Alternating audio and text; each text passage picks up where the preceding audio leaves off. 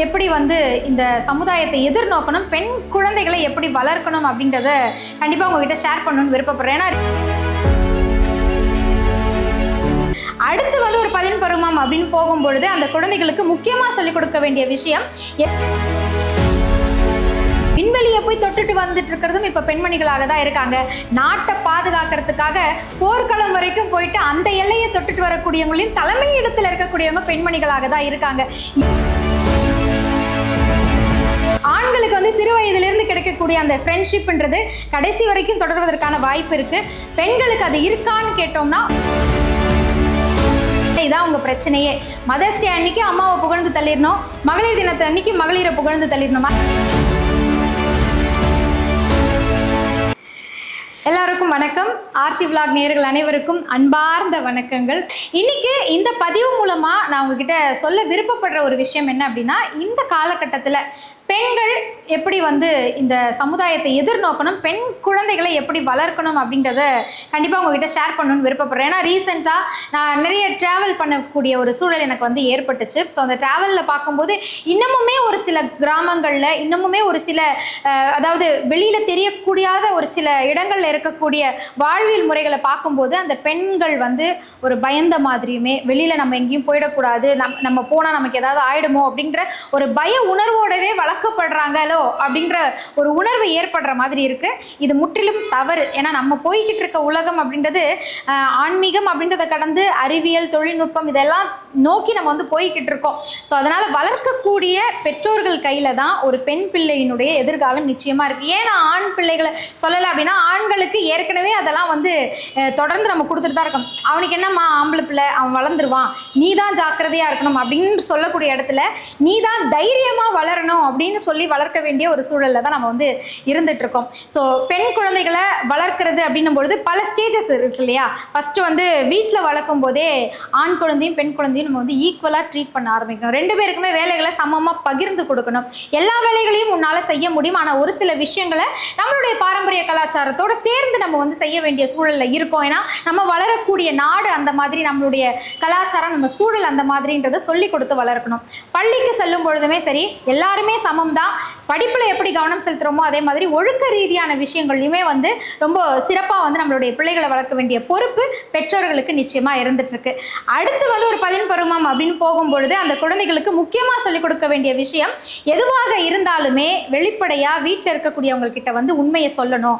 பயந்து போய் சொன்னா வீட்டில் ஏதாவது செஞ்சிருவாங்களோ, அடிச்சிருவாங்களோ, அனுப்ப மாட்டாங்களோ, இந்த பயத்தை குழந்தைகளுக்கு பெற்றோராகிய நாம முதல்ல கொடுக்காம இருக்கணும்.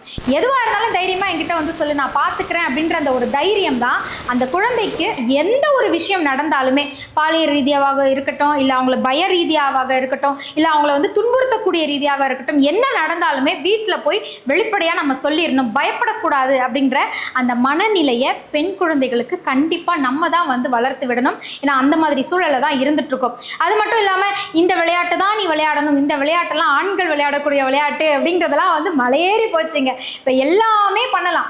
விண்வெளியை போய் தொட்டுட்டு வந்துட்டு இருக்கிறதும் இப்ப பெண்மணிகளாக தான் இருக்காங்க. நாட்டை பாதுகாக்கிறதுக்காக போர்க்களம் வரைக்கும் போயிட்டு அந்த எல்லையை தொட்டுட்டு வரக்கூடியவங்களையும் தலைமை இடத்துல இருக்கக்கூடியவங்க பெண்மணிகளாக தான் இருக்காங்க. இவங்களையெல்லாம் நம்ம உதாரணமா காட்டி வளர்க்கணும். இன்னமுமே நம்ம வந்து அந்த காலத்துல பார்த்தீங்கன்னா அப்போ அப்படி இருந்தாங்க, இப்போ நீ இப்படி தான் இருக்கணும் அப்படின்னு சொல்லக்கூடாது. இப்போ இருக்கக்கூடிய எடுத்துக்காட்டுகளை சுனிதா வில்லியம்ஸ் எடுத்து சொல்லுங்க, கல்பனா சாவ்லாவை எடுத்து சொல்லுங்க. அடுத்த நொடி நமக்கு வாழ்வில் நிச்சயம் இல்லை, இருந்தாலும் சிரித்த முகத்தோடு அந்த இடத்த நான் வந்து ஒரு சாதனை களமாக மாற்றுவேன் அப்படின்ற அந்த தைரியத்தை பெண்மணிகளுக்கு நிச்சயமாக நம்ம வந்து வளர்த்து கொடுத்தே ஆக வேண்டிய ஒரு கட்டாயத்தில் இருந்துட்டு இருக்கோம். ஸோ பெண்கள் அடுத்தடுத்த ஸ்டேஜுக்கு போகும்போது நிச்சயமாக அவங்க வாழ்க்கையில் பல மாற்றங்கள் வரும். அடுத்து கல்யாணம் அப்படின்ற ஒரு விஷயத்துக்கு போகும்போது மொத்தமாக அப்பா அம்மான்ற ஒரு அழகான கூட்டுக்குள்ளே வளர்ந்து அப்படியே இன்னொரு இடத்துக்கு போகும்பொழுது அந்த ஒரு மாற்றத்தை ஏற்றுக்கொள்வதற்கான மனப்பக்குவத்தையும் பெண்ணுக்கும் சரி ஆணுக்கும் சரி இணையாக நம்ம வந்து சொல்லிக் கொடுக்கணும். ஒரு பெண் எவ்வளவு திறமைசாலியாக இருந்தாலும் அந்த திறமையை வெளிப்படுத்தணும் அப்படின்னா திருமணத்துக்கு பின் வரக்கூடிய அந்த சப்போர்ட் ரொம்ப ரொம்ப முக்கியம். அது நம்ம திருமணமாகி போகக்கூடிய அந்த குடும்பத்தை சார்ந்தும் அந்த கணவரை சார்ந்தும் நிச்சயமா இருக்கு. நான்லாம் இதெல்லாம் செய்வேன், இதெல்லாம் நான் தொடர்ந்து செய்யணும்னு விருப்பப்படுறேன், இதற்கு வந்து உங்களுடைய சப்போர்ட் கிடைக்குமான்றதை வெளிப்படையாக பேசும்பொழுது தான் அந்த பெண்ணினுடைய சாதனை அப்படின்றது வாழ்நாள் முழுக்க அவங்களை அடையாளப்படுத்தக்கூடிய ஒரு விதமாக இருக்கும். தன்னுடைய பிள்ளைகளுக்கு இவங்களாம் சாதனையாளர்கள்னு சொல்லி வளர்க்கறதை விட என் அம்மா ஒரு சாதனையாளர், எங்க அம்மா இப்படி இருந்திருக்காங்க அப்படின்னு அவங்க சொல்லக்கூடிய அளவுக்கு அவங்களுக்கு சப்போர்ட் தரணும்னா சுற்றி இருக்கக்கூடிய அந்த சூழல், சுற்றி இருக்கக்கூடிய அந்த உறவுகள் தான் வந்து அவங்களுக்கு அவ்வளவு சப்போர்ட்டிவா இருக்கணும். ஸோ திருமணத்திற்கு பின்னும் பெண் சாதனையாளராக தொடரணும் அப்படின்னா அதுவும் குடும்பத்தாருடைய கையில தான் இருக்கு. இது எல்லாத்துக்கும் மேல பெண்ணுக்கு ஒரே ஒரு நல்ல துணையா ஒரு நண்பன் நிச்சயமா இருக்கணும். ஆண்களுக்கு வந்து சிறு வயதிலிருந்து கிடைக்கக்கூடிய அந்த ஃப்ரெண்ட்ஷிப்ன்றது கடைசி வரைக்கும் தொடர்வதற்கான வாய்ப்பு இருக்கு. பெண்களுக்கு அது இருக்கான்னு கேட்டோம்னா ஒரு காலகட்டத்தில் வாய்ப்பே இல்லாம தான் இருந்தது. இப்போ அந்த நிலையுமே மாறிட்டு வந்துட்டு எப்பவுமே பெண்ணுக்குன்னு ஒரு ஃப்ரெண்ட்ஷிப் கண்டிப்பா இருக்கணுங்க. ஸோ லைஃப்ல பெண்களுக்கு ஒவ்வொரு ஸ்டேஜ்லையுமே ஒரு தன்னம்பிக்கையும் ஒரு தைரியமும் வேணும் அப்படின்னா கண்டிப்பா அது குடும்ப உறவுகளாலும் தன்னம்பிக்கை, தனக்குள்ளேயே ஒரு விடாமுயற்சியும் தன்னம்பிக்கையும் இருக்கணும் அந்த பெண்ணுக்கு. இது ரெண்டும் இருந்ததுன்னா நிச்சயமா அவங்களால வந்து சாதிச்சு வர முடியும். என்ன இது மார்ச் மாசமா, மகளிர் நாளா, ஒரே பெண்களுக்காக பேசிட்டு இருக்கீங்கன்னா இதான் உங்க பிரச்சனையே. மதர்ஸ் டே அன்னைக்கு அம்மாவை புகழ்ந்து தள்ளிடணும், மகளிர் தினத்தை அன்னைக்கு மகளிரை புகழ்ந்து தள்ளிடணும், அதுக்கப்புறம் மறந்துடணும்ன்றது இருக்கக்கூடாது. எப்பவுமே ஒவ்வொரு நாளுமே பெண்ணுக்குரிய மரியாதையை ஆண்களும் கொடுக்கணும், பெண்ணுக்குரிய மரியாதையை ஒவ்வொரு பெண்மணியும் இன்னொரு பெண்ணுக்கும் கொடுக்கணும். இதை உங்களோட பகிர்ந்துக்கணும் அப்படின்றது தான் என்னுடைய விருப்பமா இருந்தது. ஏன்னா நாம திறமையாளரா அடையாளப்படுத்தப்பட்டு வளரணும் அப்படின்ற ஆசை நமக்கு எப்படி இருக்கோ அதே மாதிரி தான் ஒவ்வொரு பெண்மணிக்குள்ளும் இருக்கும். இன்னைக்கு இல்லத்தரசின்னு சொல்லிட்டு இருக்க எல்லா பெண்மணிக்குள்ளேயும் ஒரு திறமை நிச்சயமா இருக்கும். அதை ஏன் அவங்க மறைச்சிக்கிட்டு இருக்காங்க அப்படின்னா என் குடும்பத்துக்காக நான் அதை வந்து சாக்ரிஃபைஸ் பண்ணிக்கிறேன் அப்படின்னு சொல்றாங்க.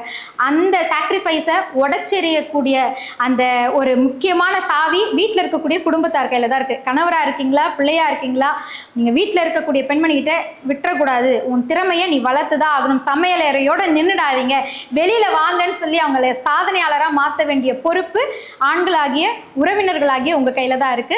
ஸோ எல்லா பெண்மணிகளுக்குள்ளும் திறமை இருக்கு. திறமை இல்லாத யாருமே இந்த உலகத்துல கிடையாது. அதனால திறமைசாலிகளை அடையாளப்படுத்தணும் அப்படின்ற அந்த ஒரு நல்ல கருத்தோட இந்த பதிவை நான் நிறைவு செய்கிறேன். உங்களுக்கு இந்த பதிவு பிடிச்சிருக்கு, மேற்கொண்டு ஏதேனும் உங்களுடைய மனசில் இருக்கக்கூடிய தகவல்களை பகிரணும்னா கண்டிப்பாக எங்களுக்கு கமெண்ட் பண்ணுங்க, லைக் பண்ணுங்க, ஷேர் பண்ணுங்க. தொடர்ந்து இணைந்திருங்க. விஜய் ஆர்த்தி விலாக் மூலமாக சந்திக்கலாம்.